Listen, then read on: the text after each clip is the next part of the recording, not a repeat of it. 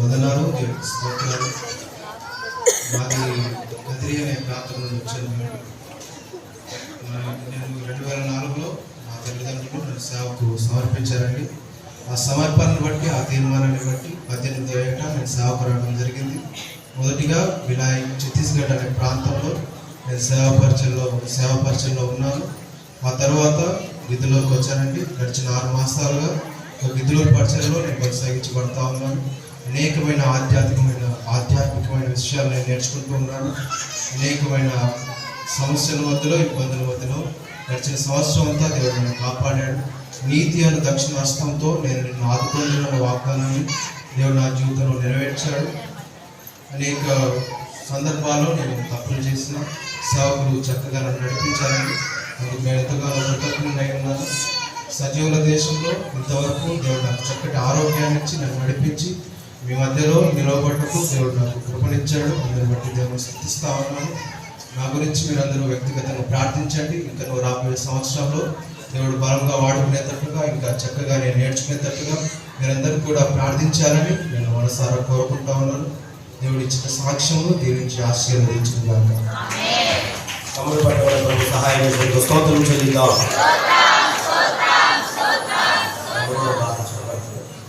సమయం అందరూ బాగా కష్టపడతా ఉంటారు. దేవుడి పై తమ్ముడు దేవుడు దీవించుగాక. స్తోత్రం చెల్లిద్దాం.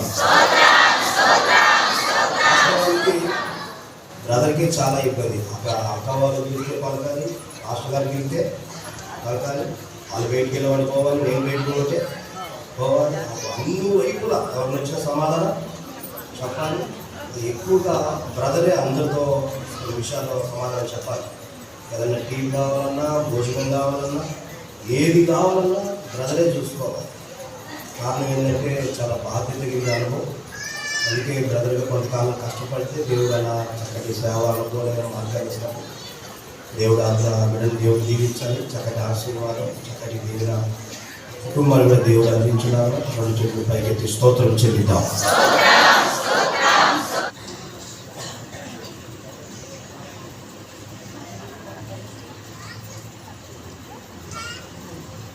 దేవుని పరిశుద్ధమైన నామానికి స్తోత్రం. ఇప్పుడు వచ్చినటువంటి మీ అందరికీ నా హృదయపూర్వకమైన వందనాలు.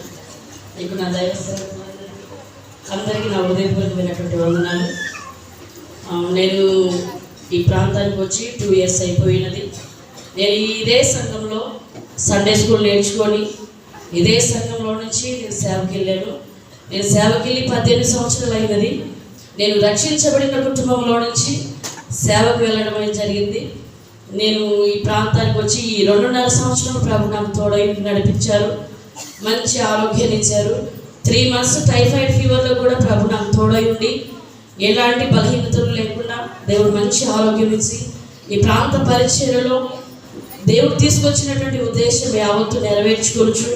ఈ ప్రాంతం ప్రభు నడిపించారు.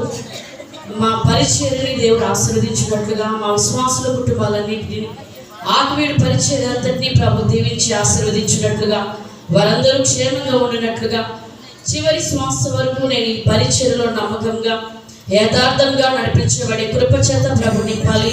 ఎందు నిమిత్తమైతే ప్రభు నన్ను పిలుచుకొని ఉన్నారు, ఆ చిత్తం దైవ ఆలోచన ప్రభు నెరవేర్చాలి. దర్శనం కోల్పోగా, పరిశుద్ధత కోల్పోగా ప్రభు పిలిచినటువంటి ఆ పిలుపుకు తగిన మార్గాల్లో ప్రభు నడిపించాలి. సేవ ఎలా చేయాలో, రాబోతున్నటువంటి దినములలో ఏ విధంగా నడిపించబడాలో, రాబోతున్నటువంటి నూతన సంవత్సరంలో నవజీవన మార్గాలలో ప్రభు నన్ను నడిపించాలి.